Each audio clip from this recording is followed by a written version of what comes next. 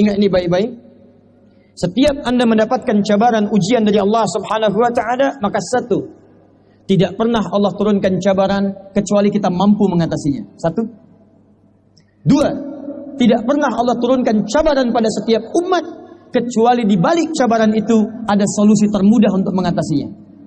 Di Anda mesti yakin kalau ada ujian semacam ini, insya Allah bisa selesai. Ada masalah semacam ini, insya Allah bisa dilewati. Itu prinsip dalam Al-Quran. Dan ketiga, tidak pernah Allah turunkan ujian pada setiap zaman, masa atau generasi berganti kecuali sesuai dengan keadaan zamannya atau keadaan masanya.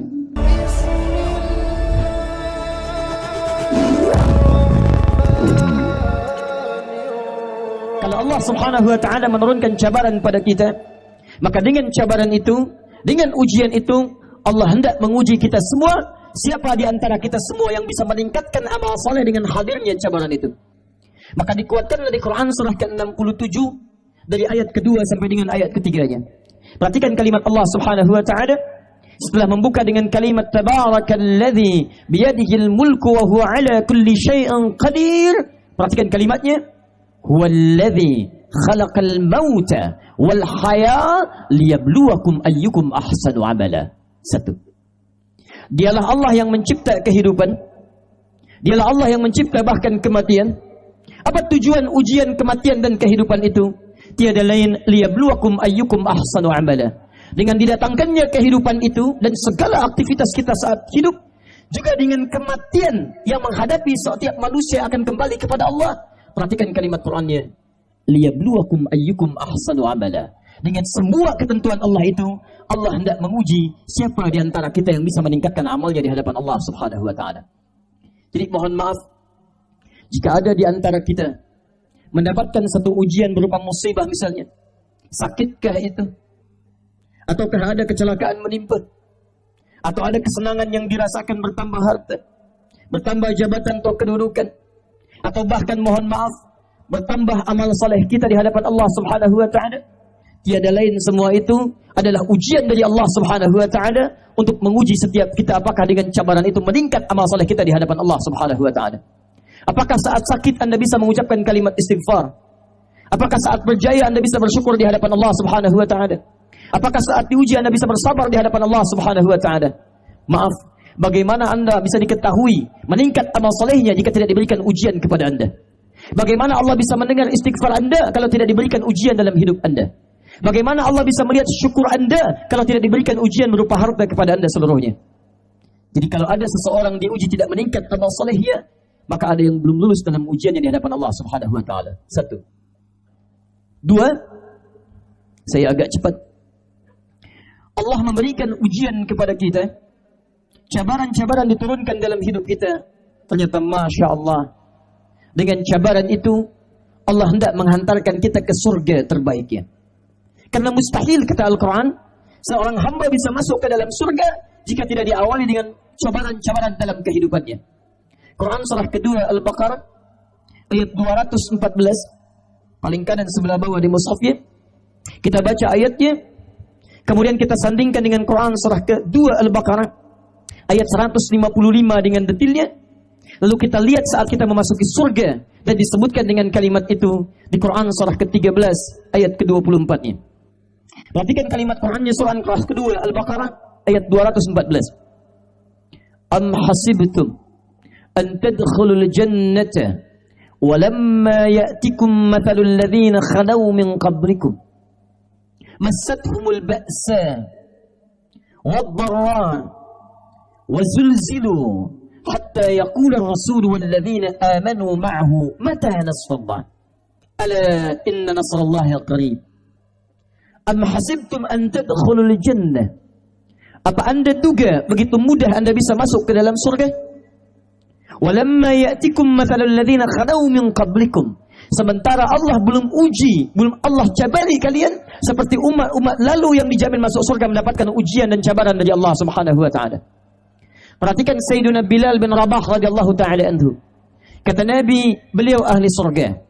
Perhatikan Sayyidina Abdurrahman bin Auf radhiyallahu taala anhu. Kata Nabi, beliau ahli surga. Uthman bin Affan ahli surga. Umar bin Khattab ahli surga. Abu Bakar As-Siddiq ahli surga, ridwanullahu alaihim jami'a. Apakah Bilal tidak dicabar? Bilal mendapatkan cabaran yang luar biasa. Apakah Umar tidak mendapatkan ujian?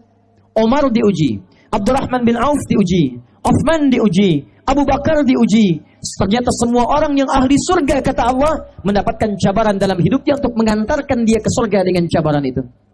Hadirin, bukankah dengan cabaran itu ada pahala yang diberikan oleh Allah Subhanahu wa taala pada kita? Bukankah kita menambahkan pahala untuk mengantarkan dengan pahala itu ke surga?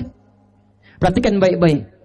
Ketika cabaran diturunkan dan seorang bersabar dengan cabaran itu, Quran surah kedua ayat 155, paling kiri sebelah atas.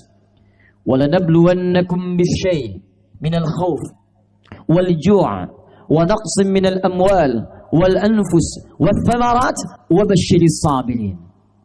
Setiap yang hidup akan kami berikan ujian, cabaran dalam hidupnya, berupa kekhawatiran, kelaparan, berkurangnya harta, ada yang sakit sampai dengan yang wafat, bahkan ada yang hasil kerja kerasnya dirampas oleh orang lain. Apa tujuan dari semua itu? Wabashiris sabirin. Kami turunkan berbagai cabaran itu untuk menguji siapa yang mendapatkan kabar gembira saat ia bersabar dengan cabaran itu. Apa tujuan Allah mendapatkan sabar dari hamba yang dicabar itu? Perhatikan Quran surah ke-13 ayat ke-24.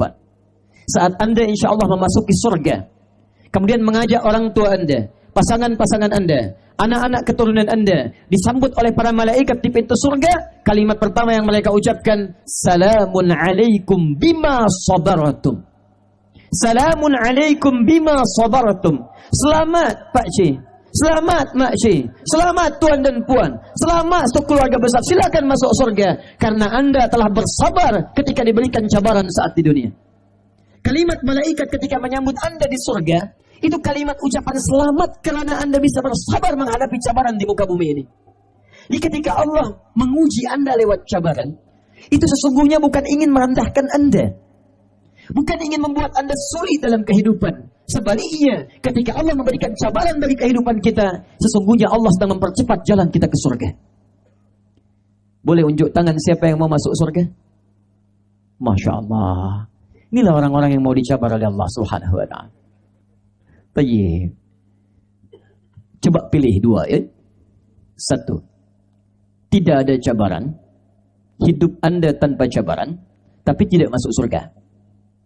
Yang kedua, hidup penuh dengan cabaran dan bisa masuk surga. Tidak ada pilihan kedua dan tidak usah ngotot untuk memilihnya. Satu atau dua, hidup tanpa cabaran tapi tidak masuk surga, atau hidup penuh cabaran dan bisa masuk surga. Satu atau dua. Alhamdulillah. Karena itu sudah, untuk apa kita mengeluh dalam kehidupan? Ketika Anda diberi sakit, maka boleh jadi dengan sakit itu bisa mengantarkan Anda ke surga. Ada seorang ulama salih, jika beliau ini tidak sakit dalam sepekan, maka beliau menangis terseduh-seduh di hadapan Allah Subhanahu wa ta'ala. Ya Allah, kenapa hamba ini tak sakit dalam sepekan ini?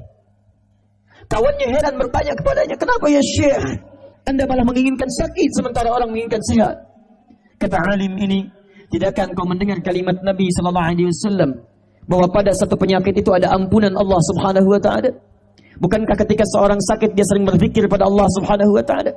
Lisannya berzikir, amalannya meningkat, salatnya meningkat, lisannya bersabar.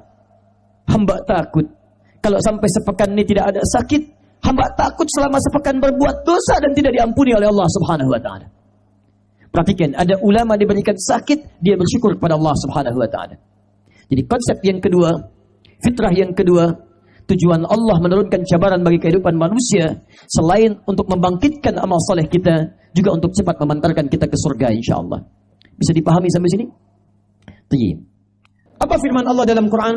Ketika Nabi Yunus meminta selamatkan dari ikan paus, wa dhannuni idh dhahaba mughadiba wa dhanna an lan naqdira alayhi. Perhatikan kalimatnya, fanada fi dhulumati an la ilaha illa anta subhanaka inni kuntu minadh dhalimin. Fastajabna, kami kabulkan doanya, kami selamatkan ia. Perhatikan ujung ayatnya, Allah tidak cakap, tidak firmankan kami hanya selamatkan Yunus, tidak. Wa kadzalika nunjil mu'minin. Maka kami pun akan selamatkan orang-orang beriman yang punya persoalan serupa. Apa persoalan serupanya? Ghamam. Ghamam itu mohon maaf. Wa najjaynahu minal ghammi. Dia masuk ke perut ikan paus, tapi ketika Allah berikan kalimat selamat, selamatnya bukan dikeluarkan dari ikan paus, bukan. Allah sampaikan di Quran,